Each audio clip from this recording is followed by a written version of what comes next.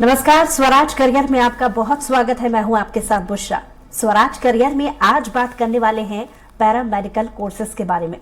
Para medical courses वे course होते हैं जिनको करने के बाद हेल्थ केयर के क्षेत्र में चले जाते हैं। और अब अगर हम इसे साधारण शब्दों में समझें तो पैरामेडिक उन्हें बोलते हैं जो एक्सरे करते हैं, सोनोग्राफी करते हैं, फिजियोथेरेपी करते हैं। पैरामेडिकल कोर्स करने के लिए छात्रों को पैरामेडिकल कहा जाता है और ये पैरामेडिक हेल्थ केयर की सर्विस करने के अलावा इमरजेंसी कंडीशन में मरीज को पहले ट्रीटमेंट भी दिया जाता है, जिसे फर्स्ट एड कहते हैं।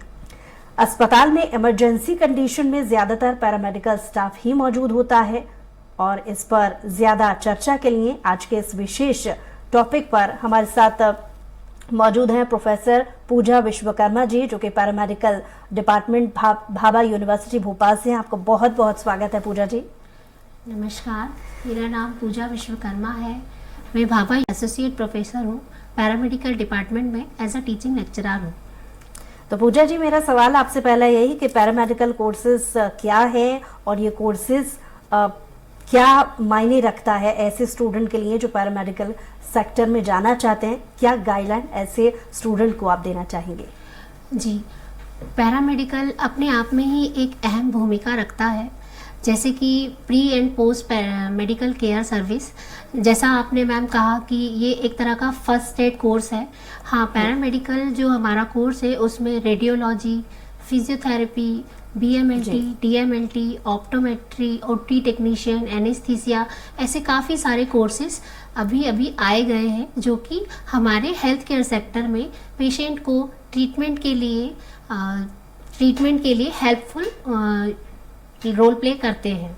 जी, इसके अलावा पूजा जी थोड़ा विस्तार से ये जानना चाहेंगे कि हेल्थ केयर सेक्टर में पैरामेडिकल की क्या अहम भूमिका है, क्योंकि हम देख रहे हैं कि आधुनिक समय में हर एक सेक्टर में कंपटीशन बहुत ज्यादा बढ़ गया है।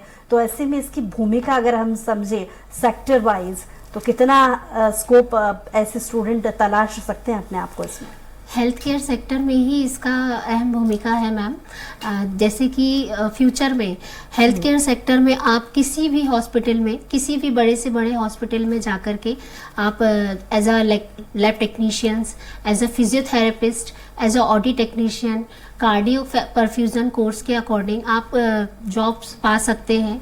फ्यूचर में आप उसकी मास्टर्स कोर्स करने के बाद टीचिंग में भी जा सकते हैं। टीचिंग में जाने के साथ साथ आप अपना खुद का स्वयं का अपना बिजनेस स्टार्ट कर सकते हैं।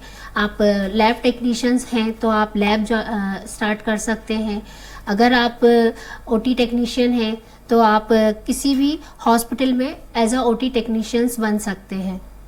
यस, और रही बात जैसे मास्टर्स करने के बाद टीचिंग फील्ड में आने की, तो ये स्टूडेंट का अपना अपना एक इंटरेस्ट है। अगर वो टीचिंग में बेटर प्रेफरेंस चाहता है या फिर अपने आने वाले फ्यूचर के लिए वो डॉक्टर का पीएचडी करना चाहता है तो वो मास्टर्स करने के बाद पीएचडी भी कर सकता है। यही इसका फ्यूचर स्कोप है। जी, और इसके अलावा पैरामेडिकल में कितने ऐसे कोर्सेज हैं जो इंक्लूडेड हैं, और अगर इसकी पढ़ाई को लेकर के बात की जाए, क्या ये एक डीप स्टडी है या सिर्फ पैरामेडिकल में बेसिक स्टडी ही कराई जाती है? कोर्सेज को लेकर के जैसा मेरा सवाल है, तो कोर्सेज कौन कौन से इस क्षेत्र में होते हैं? पैरामेडिकल कोर्स में काफ़ी सारे कोर्सेज हैं, जैसे पहले भी मैंने बताया कि physiotherapy, OT technician, BMLT, DMLT, human nutrition, anaesthesia और रेडियोलॉजी, इन्हीं सभी में आपके डिप्लोमा कोर्सेज भी हैं जो शॉर्ट टर्म ड्यूरेशन टाइम वाले होते हैं। सर्टिफिकेट कोर्सेज भी हैं। आप इसमें आप चाहें तो इसमें सर्टिफिकेट कोर्सेज भी कर सकते हैं। और मैम आपका क्वेश्चन? जी, मेरा अगला सवाल आपसे ये है कि जो बच्चे ये चाह रहे हैं कि वो पैरामेडिकल सेक्टर में जाएं, और जैसा कि आपने बहुत अच्छे से इसको समझाया कि बहुत सारे कोर्सेज इसमें अवेलेबल हैं, ये आप पर निर्भर करता है कि आप कौन सी दिशा में जाना चाहते हैं। लेकिन इसका सही समय क्या है? क्या कोई एज लिमिट है? एलिजिबिलिटी क्या इसके लिए चाहिए? क्या 10वीं के पास करने के बाद ही इसके लिए अप्लाई कर सकते हैं? प्रोसेस क्या हो सकती है इसकी? थोड़ा विस्तार से बताइए पूजा जी। जी, 10th के बाद स्टूडेंट कंफ्यूज रहता है कि उसे क्या कोर्स करना चाहिए। सबसे पहले तो अगर वो बायोलॉजी साइंस में एडमिशन्स लेता है 12th के बाद, तो उसके लिए सब बहुत सारे ऑप्शंस खुल जाते हैं, जिसमें से एक ऑप्शन हमारा पैरामेडिकल है। इसमें डीप कोर्सेज की स्टडी भी की जाती है। जैसे अगर आप 10th के बाद बायोलॉजी लेते हैं तो आप 12th में पीसीबी में अच्छे मार्क्स लेकर आइए। 60% अगर आप लेकर आते हैं तो आप पैरामेडिकल कोर्सेज में फिजियोथेरेपी में एडमिशन्स ले सकते हैं। चलिए, इस सवाल का जवाब आप पूरा कीजिएगा, माफ कीजिए मैं आपको रोकना चाह रही हूँ। एक कॉलर हमारे साथ जुड़ रहे हैं, उनके सवाल का जवाब हम जानते हैं, फिर इस अपनी बात को पूरा कीजिएगा आप।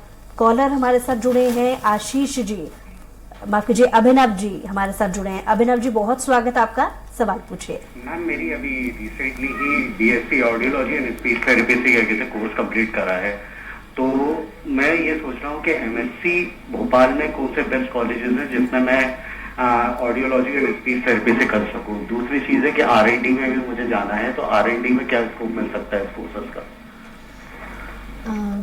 अभिनव जी, आपने स्पीच थेरेपी से बीएससी किया है। आप आरआईटी से अगर कोर्सेज में एडमिशन लेना चाहते हैं तो हमारे भोपाल में पीपल्स यूनिवर्सिटी है, भाभा यूनिवर्सिटी है, एसआरके यूनिवर्सिटी है, आरकेडीएफ ग्रुप है और चिरायू यूनिवर्सिटी है। तो ऐसे काफ़ी सारे कॉलेजेस, यूनिवर्सिटी, इंस्टीट्यूट हैं जिसमें आप रेडियोलॉजी से आगे अपना फ्यूचर बना सकते हैं। और कोई सवाल आपका अभिनव जी? चलिए, बहुत शुक्रिया हमारे साथ जुड़ने के लिए। जैसा कि पूजा जी, पहले मैं चाहूंगी कि आप अपनी बात पूरी कीजिए, फिर अगला सवाल मैं आपसे लेती हूँ। जी, मैं यही कहना चाह रही थी कि ये लॉन्ग टाइम ड्यूरेशन कोर्स भी है और शॉर्ट टाइम ड्यूरेशन कोर्स भी है। आप अपनी सुविधा के अनुसार, अगर आपने बीएससी करने के बाद पैरामेडिकल में एडमिशन लेना चाहते हैं तो आप शॉर्ट टाइम ड्यूरेशन कोर्स कीजिए, और अगर आपने 12th के बाद कोई डिग्री कोर्स नहीं किया है तो आप, मैं प्रेफर करूंगी कि आप बैचलर डिग्री करें, देन मास्टर डिग्री करें और अपना फ्यूचर बनाएं। ये डीपली स्टडी कोर्सेज हैं, जैसे कि हर एक पर्सन एमबीबीएस तो कर नहीं सकता, तो उसके लिए आपको जो भी इंटरेस्टेड सब्जेक्ट्स हैं वो आप सिलेक्ट करें और पैरामेडिकल कोर्स में एडमिशन्स लेके स्टडी करें। एक बड़ी कॉमन सी बात है जो छात्रों के बीच में अक्सर उठती रहती है उनके मन में, कि क्योंकि बहुत सारे सेक्टर्स खुले हुए हैं, हर कोई अच्छे से अच्छा करियर अपने लिए चुनना चाहता है। तो आपने जैसा कि जिक्र किया कि पैरामेडिकल में भी बहुत सारे ऐसे कोर्सेज हैं जिन्हें हम चुन सकते हैं। सही कोर्स पैरामेडिकल के लिए आप क्या मानती हैं? ऐसे हमारे छात्रों को क्या आप ज़रूरी टिप्स इससे जोड़े देना चाहेंगे? जी, मैं पैरामेडिकल में बीएमएलटी डीएमएलटी की प्रोफेसर रही हूँ, और जैसा कि मैंने मास्टर्स किया है एमएमएलटी से, तो मुझे मेरा कोर्स तो काफ़ी पसंद है क्योंकि वो इंटरेस्टिंग है। मुझे स्टडी मतलब हॉस्पिटल से रिलेटेड सारा ही कुछ इसमें स्टडी करना रहा है। प्लस दूसरा जो अहम सब्जेक्ट्स है वो फिजियोथेरेपी है। आप इसमें डॉक्टरेट कोर्स भी कर सकते हैं, जैसे फिजियोथेरेपी अपने आप में एक डॉक्टर डिग्री है, आप 5 साल का कोर्स कर लीजिए।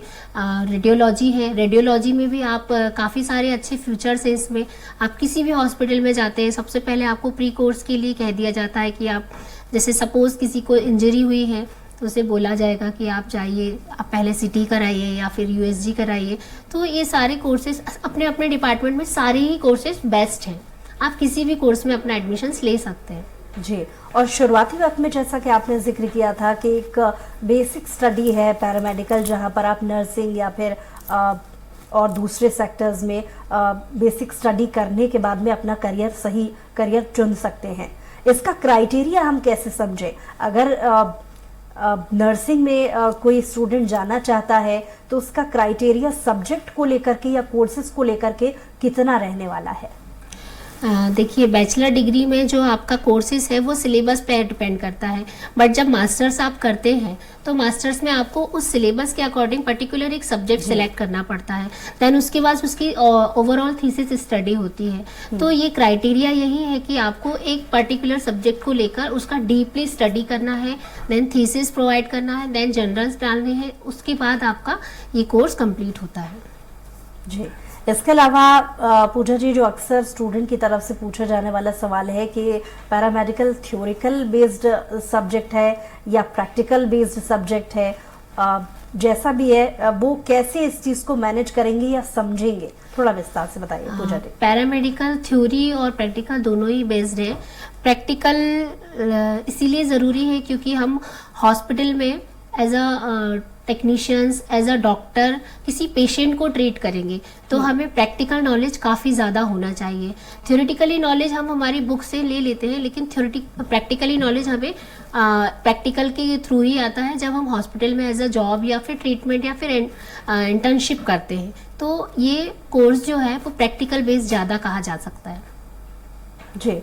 और सिलेक्शन प्रोसेस को लेकर के अगर हम बात करें, क्योंकि हमने देखा है कि हर एक सेक्टर में कंपटीशन बहुत ज़्यादा हो गया है, हर एक सेक्टर में स्टूडेंट्स की संख्या बहुत ज़्यादा हो गई है, तो एडमिशन या सिलेक्शन की जो प्रोसेस है वो किस तरीके से है? एडमिशन सिलेक्शंस को लेके इसमें कोई क्राइटेरिया नहीं है मैम। एक्चुअली हमारे यहाँ पे एज क्राइटेरिया है। अभी 45 एज से अबव अगर आप इसमें एडमिशन्स लेना चाहेंगे तो ये थोड़ा नहीं हो पाएगा। कुछ ही टाइम पहले एज क्राइटेरिया सिलेक्ट किया गया है, पैरामेडिकल काउंसिल ने डिसाइड किया है कि 45 से ऊपर और 17 से नीचे आप इस कोर्स में एडमिशन्स नहीं ले सकते। और बाकी आप कर सकते हैं। इसमें कैटेगरी वाइज ऐसा है कि जनरल, एसटी, एससी, ओबीसी कोई भी ब्रांच से आप स्कॉलरशिप, मतलब जनरल को छोड़ के आप कोई भी ब्रांच से स्कॉलरशिप भी पा सकते हैं। और क्योंकि हमने देखा है कि अक्सर जो युवा हैं वो गवर्नमेंट सेक्टर की ओर ज़्यादा रुख करना चाहते हैं, वो चाहते हैं कि हर एक सेक्टर में उन्हें गवर्नमेंट जॉब्स की जो अवेलेबिलिटी है वो मिल पाए। तो क्या पैरामेडिकल में सरकारी नौकरियों को लेकर के अगर हम बात करें तो ये सेक्टर कितना बड़ा है, कहाँ कहाँ स्टूडेंट तलाश सकते हैं सरकारी नौकरी इस क्षेत्र में? पैरामेडिकल में गवर्नमेंट सेक्टर में काफ़ी सारे जॉब्स अवेलेबल हैं, प्रोवाइडेड हैं। जैसे व्यापम के थ्रू, ग्रुप 5 के थ्रू आप कहीं भी मिलिट्री में, आर्मी में, नेवी में या फिर रेलवे में, जिम में, योगा में, किसी भी एनी फील्ड में जहाँ पे भी आपको इंटरेस्ट हो आप ट्राई कर सकते हैं। गवर्नमेंट समय समय पर वैकेंसीज निकालते हैं। फ्यूचर स्कोप में गवर्नमेंट के काफ़ी ज़्यादा चांसेस हैं जी। इसके अलावा अगर हम प्राइवेट को लेकर के सेक्टर की तरफ अगर बात करें तो प्राइवेट सेक्टर में कितना आसान है या कितना मुश्किल है अपना करियर बनाना? देखिए, आसान तो सब कुछ है, लेकिन जब हम डिसाइड करते हैं तब, अगर फ्यूचर में अगर आप जॉब कर रहे हैं तो हमें प्रैक्टिकल नॉलेज ज़रूरी है। अगर हम प्राइवेट सेक्टर में हॉस्पिटल में जॉब करते हैं तो हमें प्रैक्टिकल्स के लिए हमारा थ्योरी नॉलेज, थ्योरी के साथ साथ हमारा जो टीचिंग, जिस ड्यूरेशन में हमने पढ़ाई की है उसमें हमें अपने आप को मजबूत पकड़ बना के रखनी चाहिए। समय समय पे हमें अपनी पढ़ाई पर ध्यान देते रहना चाहिए। साथ में प्राइवेट सेक्टर्स में आप हॉस्पिटल्स में जॉब कर सकते हैं, प्राइवेट कॉलेजेस भी हैं, इंस्टीट्यूट भी हैं। और प्राइवेट सेक्टर में जैसे देखा जाए तो लैब्स हैं, काफ़ी सारे लैब्स फ्रेंचाइजीज हैं, वहाँ पे भी आप अपना मतलब फ्यूचर बना सकते हैं। प्राइवेट्स में काफ़ी सारे जॉब्स अवेलेबल हैं। और क्योंकि जानकारी के अभाव में बहुत सारे स्टूडेंट होते हैं कि वो सही दिशा में जाते जाते अचानक से भटक जाते हैं, उन्हें क्योंकि सही गाइडलाइन नहीं मिल पाती है, सही नॉलेज नहीं होती है। वो नर्सिंग या किसी और दूसरे सेक्टर से जुड़े सब्जेक्ट तो कर रहे होते हैं पैरामेडिकल में, लेकिन क्योंकि वो चाहते हैं कि गवर्नमेंट जॉब्स के लिए वो अप्लाई कर पाएँ तो उन्हें सही जानकारी नहीं होती है। तो वो अप्लाई किस तरीके से कर सकते हैं, सही दिशा क्या हो सकती है, इसके बारे में थोड़ा बताइए। सही दिशा में स्टूडेंट्स को सबसे पहले अपना बेस मजबूत रखना चाहिए। अगर वो स्टडी करता है 10th से 12th से या ग्रेजुएशन लेवल पे, जिस भी लेवल पे अगर वो स्टडी कर रहा है तो उसको उसका समय समय पर रिवीजन करते रहना चाहिए। दूसरा, अगर वो किसी प्राइवेट सेक्टर में है तो वहाँ उसको सिर्फ आकर जाकर जॉब नहीं करना है, उसको सब कुछ मतलब ऑब्जर्व करना है। उसको इस फील्ड में उतरने के साथ साथ अपने आप को मेडिकल फील्ड में ढाल देना है। प्रोफेशंस को लेके आप उसको लाइटली नहीं लेना चाहिए। एथिक्स होते हैं, कुछ प्रोफेशनल एथिक्स होते हैं जो कि आपको अपने आप को मेडिकल हेल्थ केयर सेक्टर में मजबूत बनाए रखते हैं। तो स्टूडेंट्स को अपने आप पर ध्यान देते रहना चाहिए, समय समय पे अपने नोट्स बनाने चाहिए और पढ़ाई पे ध्यान देना चाहिए। स्टार्टिंग से ही अपने आप को एग्जाम्स के लिए तैयार करते रहना चाहिए, क्योंकि फ्यूचर में जैसे एग्जाम्स आते हैं तो स्टूडेंट्स पढ़ाई नहीं कर पाता है, वो स्ट्रेस में आ जाता है कि अब हम क्या करेंगे, इतना सारा सिलेबस इकट्ठा हो गया है। तो उसको हमें अपने सिलेबस को ही 4 पार्ट में डिवाइड कर लेना चाहिए कि हमें 1 to 2 मंथ ये पढ़ना है, 2 to 3 मंथ ये पढ़ना है। तो अकॉर्डिंग टू सिलेबस वो अपना स्टडी करेगा तो उसको इतना मतलब टेंशन भी नहीं होगा, और साथ में पूरा पढ़ाई एक साथ करने में उसको प्रॉब्लम भी नहीं होगी। जी, और इसके अलावा क्योंकि सही समय पर गाइडेंस को लेकर के ही ये सवाल है कि बच्चे बड़ों के प्रेशर में आकर के कुछ और सब्जेक्ट लेते हैं, लेकिन आगे चल के अगर उन्हें पता चलता है तब तक बहुत देर हो चुकी होती है। अक्सर हमने देखा है कि ऐसे स्टूडेंट जो उनका सब्जेक्ट कुछ और होता है, लेकिन अब वो चाहते हैं कि पैरामेडिकल में अपना करियर बनाए। तो क्या ये ज़रूरी है कि पीसीबी यानी कि फिजिक्स, केमिस्ट्री, बायो के स्टूडेंट ही पैरामेडिकल के क्षेत्र में जा सकते हैं, या अगर देर से ही उन्हें अपनी गलती का एहसास हुआ है और वो इस क्षेत्र में आगे बढ़ना चाहते हैं, तो कैसे वो रूट बदल सकते हैं? जी, पीसीबी, फिजिक्स, केमिस्ट्री, बायो देखा जाए तो मेडिकल फील्ड के लिए सबसे इम्पॉर्टेंट सब्जेक्ट्स होता है। जीव विज्ञान में सब कुछ ही आ जाता है आपका बायोलॉजी।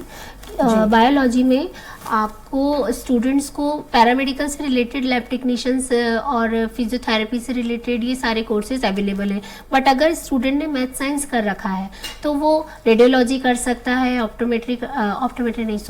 कार्डियक परफ्यूजन कर सकता है। तो इस तरह के कोर्सेज वो कर सकता है।